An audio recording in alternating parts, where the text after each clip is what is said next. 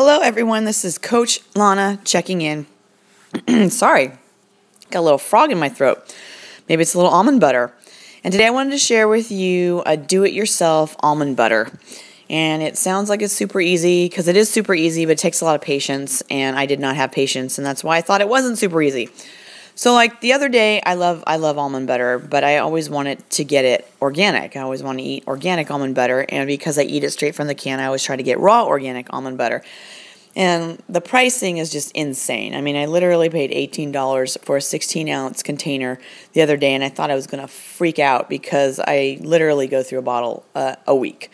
So I thought, I need to figure this out. I need to make this myself. So I went and I got 16 ounces of raw organic almonds for $10, which even that probably isn't the best price I could get, but it was, I knew I could probably get it cheaper online, but this is an experiment. I just want to get it done right away.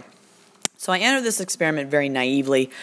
I thought I'll just throw the almonds in my blender and voila, in a few minutes there's going to be this magical almond butter just sitting there deliciously looking at me in my blender. Well, that was the wrong answer, because after about 2 minutes of blending, it just kept looking like ground up almonds, and I'm like wondering, what in the world did I do? It just looks like powdered almonds.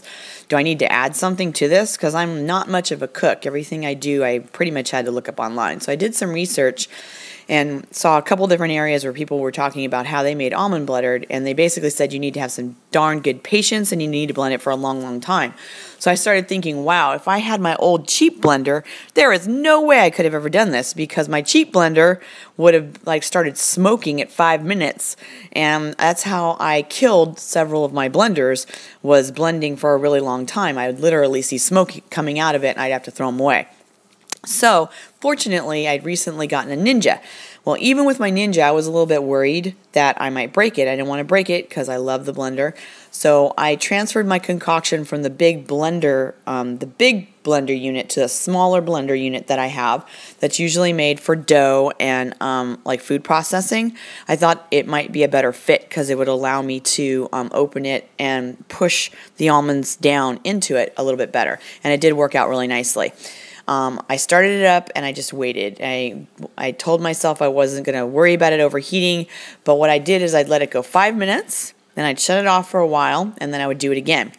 And it took a good 15 to 20 minutes of strong blending to get the almond butter consistency. So that is a really long time for, an airplane sound in your kitchen, because it's a very noisy blender. You have to be very patient when making almond butter. It's going to look like it's ground up almonds, like powdered almonds at first. Then it starts to look a little sticky. It starts to resemble it's sticking together, and then it starts to resemble the buttery consistency. It gets hot.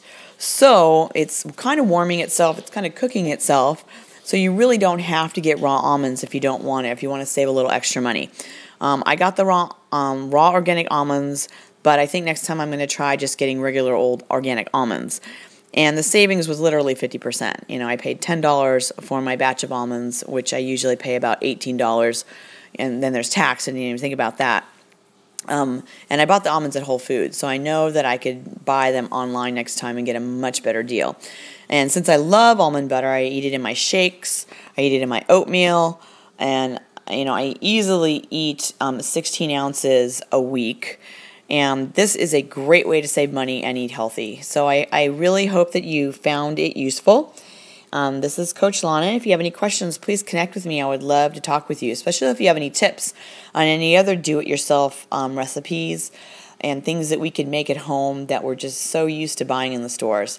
Well, this is Coach Lana. Thank you so much for your time, but I am out of here.